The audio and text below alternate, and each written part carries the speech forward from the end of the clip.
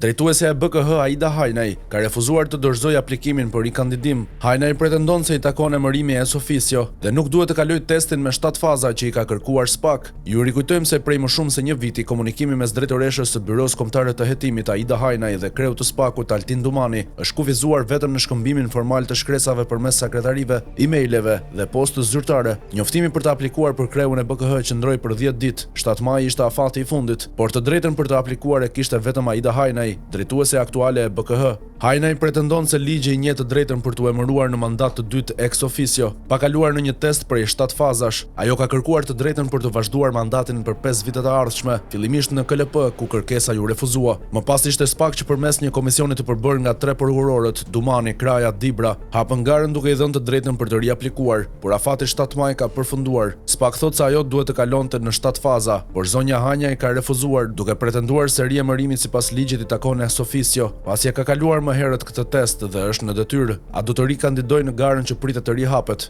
Ajo mbetet për tu parë, por në 31 gusht përfundon mandati i saj dhe me sa duket s'do të ketë një mandat të dytë, pasi hapja e garës sërish nga SPAK do të jetë një thirrje për të gjithë të interesuarit dhe jo vetëm për zonjën Hajnaj, siç ishte kjo garë. Kjo e thellon akullin mes dy institucioneve, ku komunikimi është thjesht shkresor.